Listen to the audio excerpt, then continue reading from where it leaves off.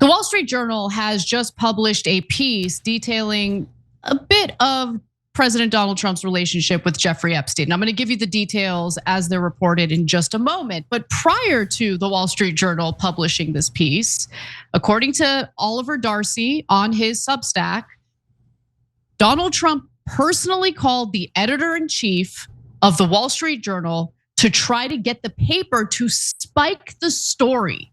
He didn't want them reporting on it. I'm going to read you verbatim what Darcy wrote. According to people familiar with the matter, the Journal is facing pressure from the White House over the story. In fact, Trump is said to have personally called Emma Tucker, the Journal's editor-in-chief, to voice his objections. The specifics of the call remain unclear, but it's hard to imagine Trump voiced anything but outrage. It's unclear whether Trump reached out to Rupert Murdoch, whose News Corporation owns the Wall Street Journal. So Darcy then, according to Mediaite, went on to say that the details of the story are unclear, but that it nonetheless is said to contain new material about the relationship between Trump and Epstein. Now, I don't know if this is the big story that the Wall Street Journal just published, but we have learned some new details about Trump's relationship with Epstein, namely that Trump basically wrote him a letter in celebration of Epstein's 50th birthday. Now I'm going to read from the Wall Street Journal piece, where they write that the letter bearing Trump's name, which was reviewed by the Journal, is bawdy, like others in the album. It contains several lines of typewritten text framed by the outline of a naked woman, which appears to be hand-drawn with a heavy marker. A pair of small arcs denotes the woman's breasts, and the future president's signature is a squiggly Donald below her waist, mimicking pubic hair.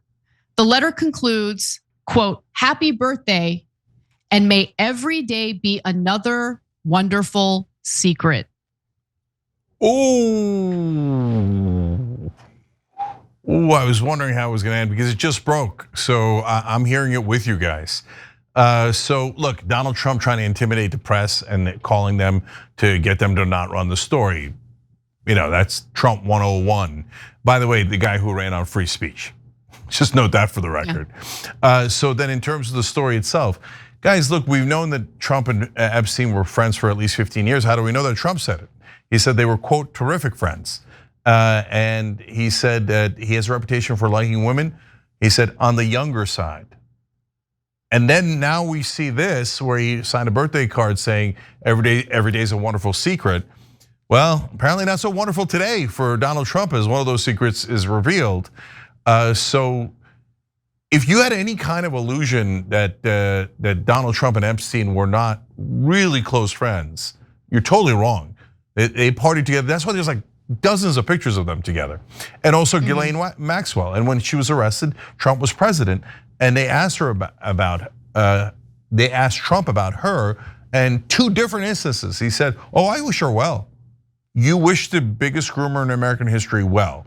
And they're like, "Mr. President, you said that, you probably didn't mean it." Second time, he's like, "Oh, no, I meant it. I wish her well." Well, she's the one who collected that letter from Trump to give to their mutual friend Epstein.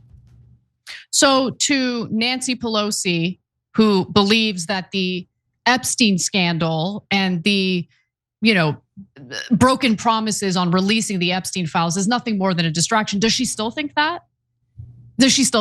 And former FBI Director Andrew McCabe doesn't think that the release of the Epstein files is in the public's interest.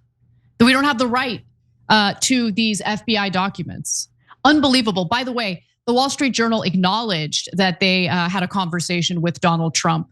Trump denied writing the letter or drawing the picture. Quote, "This is not me. This is a fake thing. It's a fake Wall Street Journal story. I never wrote a picture in my life. I don't draw pictures of women. It's not my language. It's not my words." And then he told the Journal he was preparing to file a lawsuit if they published the article. Quote, "I'm gonna sue the Wall Street Journal just like I sued everyone else," he said. Wow. Yeah, so everyone's aware that if you write any piece about Donald Trump, he's a whiny toddler, and he's gonna try to sue you. I mean, what is with the politicians suing people for criticizing them? Is this still a free country? Is this still America?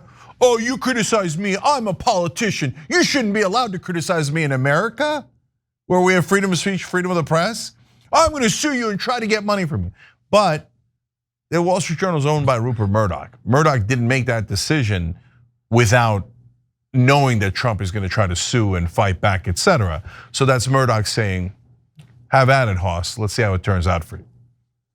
Now, this was apparently some sort of like album where his friends and associates were writing him happy birthday wishes. And according to the Wall Street Journal's reporting, among those who submitted letters were billionaire Leslie Wexner, his name comes up quite a bit, by the way, and attorney Alan Dershowitz.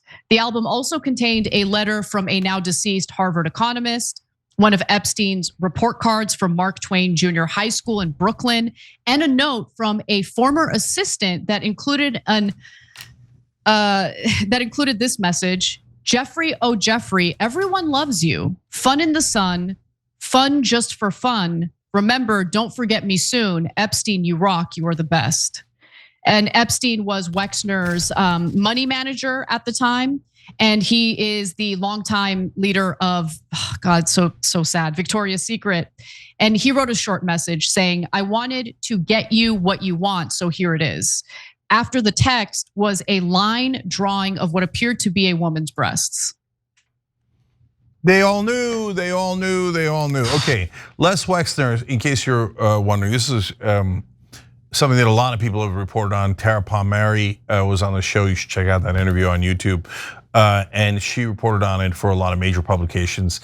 So he's very wealthy. He runs a company that has not just Victoria's Secret, but I think other well-known brands. So that's not the interesting part. The interesting part is, so if you don't know, Epstein didn't graduate college, has no background in finance, was a high school math teacher, and then got fired. Gee, I wonder why he got hired from a high school job.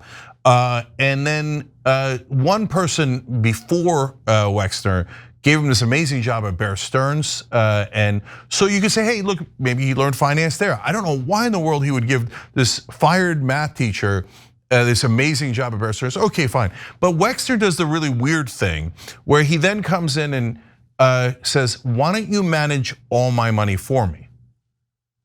And hands his money to Epstein with complete trust to manage an enormous amount of money. That was super weird. Right, so now Wexner, take this for what it's worth, and this is, again, the reporting from major publications, right?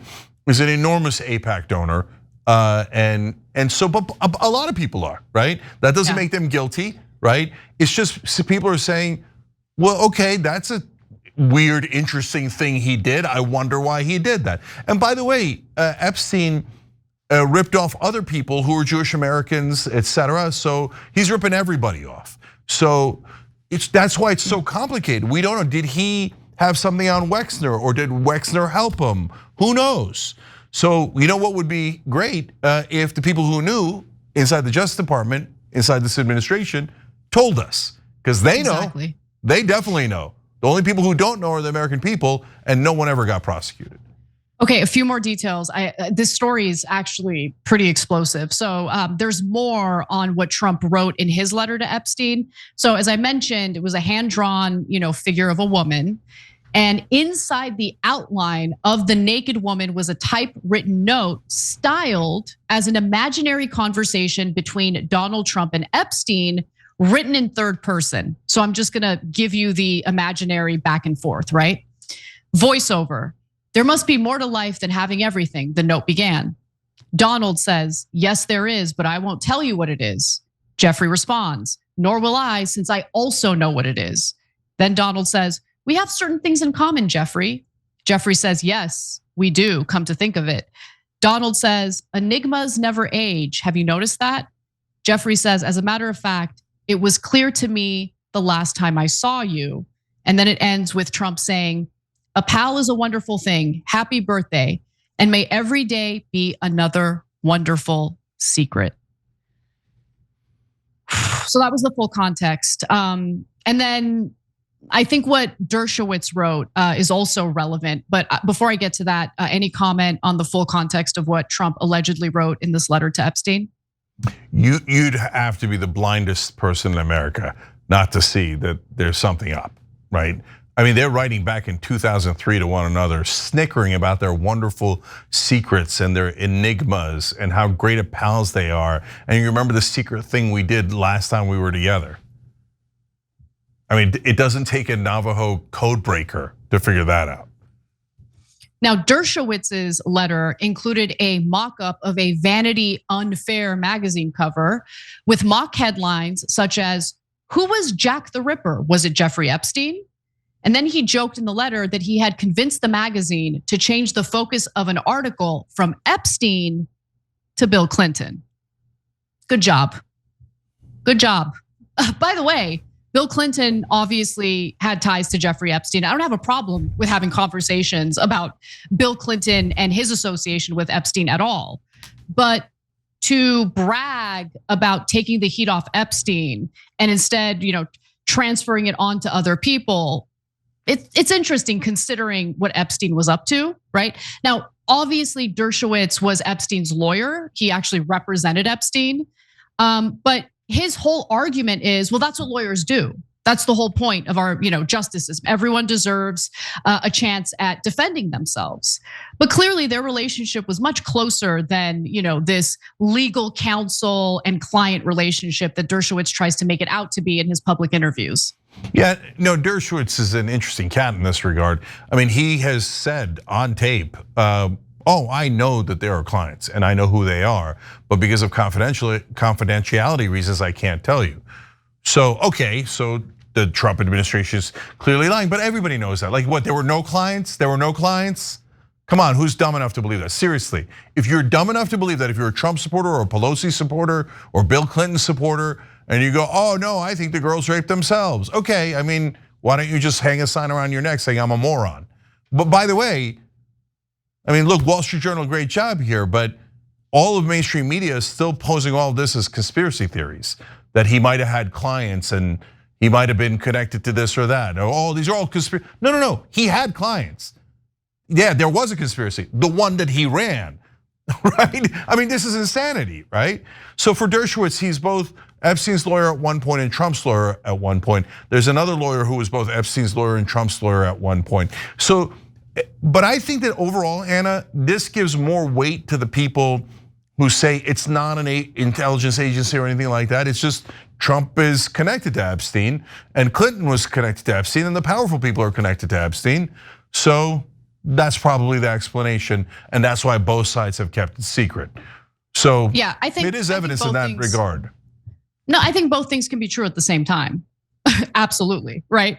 Epstein could have been part of this blackmail operation or blackmail scheme. Why would Alex Acosta, who was prosecuting Epstein and eventually decided to give him a sweetheart deal, say publicly, and even till this day refused to deny, that he was told Epstein is intelligence, back off? Yeah, to be fair, he didn't say it publicly, but when asked publicly, he refused to deny it. Right? Exactly. And the thing that I keep pointing out, I don't know why no one else cares about it, but like Acosta's a random prosecutor down in Florida, right? At the federal level, but still. And Trump makes him labor secretary. Why is he becoming labor secretary out of nowhere? So there's so many amazing connections, and some of them might mean nothing. My favorite one that's got to mean nothing. I can't imagine that there's a connection, but the person who hired Epstein to be the math teacher down in Florida was Bill Barr's dad. Attorney General Bill Barr for Donald Trump. His dad hired Epstein. He was the very first guy to hire Epstein, at least as a math teacher. So sometimes the connections are just coincidence, right? But in this case, there's a lot of coincidences. Yeah, definitely. Well, I have no doubt that Trump is going to attempt to retaliate against the Wall Street Journal. I would be shocked if the Wall Street Journal didn't expect to be sued by Trump, and they published the story anyway. And I got to give them a lot of credit for doing that, because we've seen so many media organizations essentially fold under pressure from Donald Trump. And that's not the case with the Wall Street Journal, at least in this context. So we'll see what the aftermath of this story will be, but doesn't look good for Trump.